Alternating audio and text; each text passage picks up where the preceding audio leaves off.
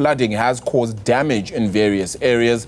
With more rain expected across KwaZulu-Natal, the South African Weather Service has issued 2 warnings for residents. Let's unpack this a little bit then. We're joined by Dr. Elias Sithole, who is the head of the National Disaster Center. Dr. Sithole, thank you so much for the time. Really appreciate it.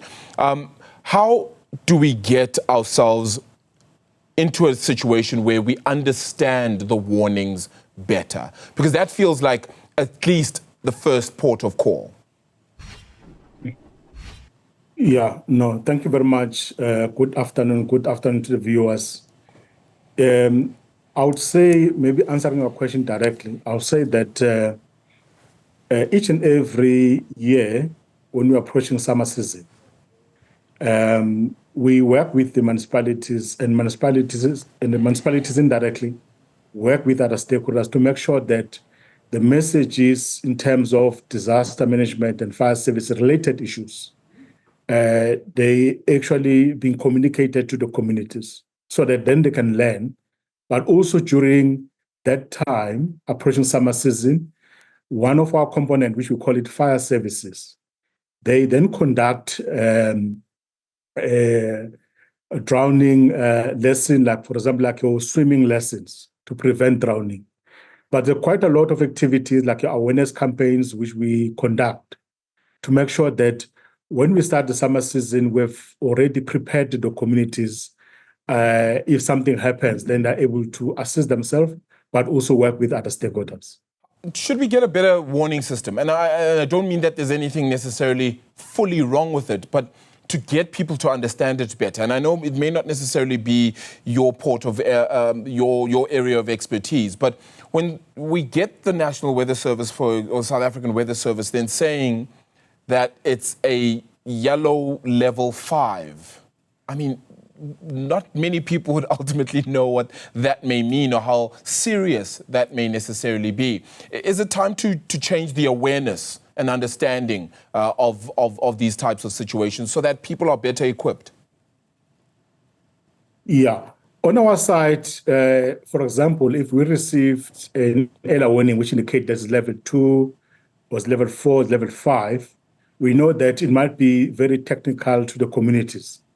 But what we do from our side as disaster management centers, we then make sure that we come up with the message and interpret that weather warning in such a way that everybody can understand. For example, if we will receive an early warning which says level 2, we then interpret it and go to the communities and say, please expect the severe weather or severe thunderstorm in this area. The advantage which we have, again, with the South African Weather Services, now they have what they call it impact-based early warning, which means they're able to identify the municipality in the area and say, these municipalities, that's where we are going to expect more thunderstorm in this area. So then from our side, we're able to zoom in to those communities which might be affected and then communicate the message. All right, let's try and get back to ultimately the situation, particularly with the latest floods out of KwaZulu-Natal. I mean, I'm not sure how much more you could perhaps share and divulge to us then with regards to the situation, the safety thereof, and alternative housing if possible. Yeah, we know that these severe thunderstorms continue to affect infrastructure and low-lying areas, specifically in KZN, Limpopo, and Mpumalanga. So I would say the start of the season until now, we've seen a lot of municipalities being affected in KZN. For example, as we speak, we've got 164 homeless people in KZN who have been affected by floods.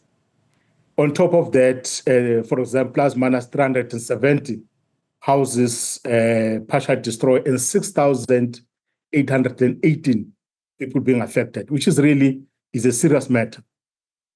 And but the advantage is that the disaster teams and other departments, they have been activated. They've activated their contingency arrangements so that we're able to assist those communities.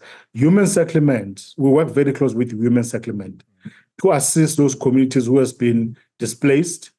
Also from our side, the disaster teams, if we relocate the communities, then human settlement assists those affected communities to recycle back into those affected areas.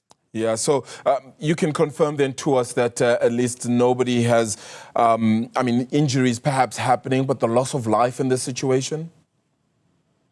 Yes, unfortunately, in Limpopo last week, we reported that 5 people drowned as a result of these floods.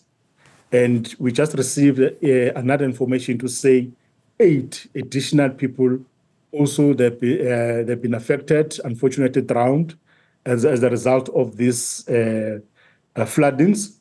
So all in all, that makes 13 people now who have died in Limpopo as a result of these floods. Yeah, very, very unfortunate situation at this stage then as well, one that we're not hoping continues in any way. Dr. Elias, just one more question then for you with regards to those that have been displaced or homes destroyed in particular. You said you're working together with the Department of Human Settlements.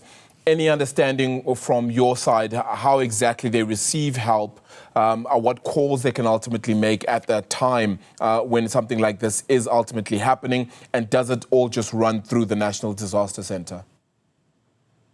Yeah, maybe let me talk to this one who are homeless in KZN.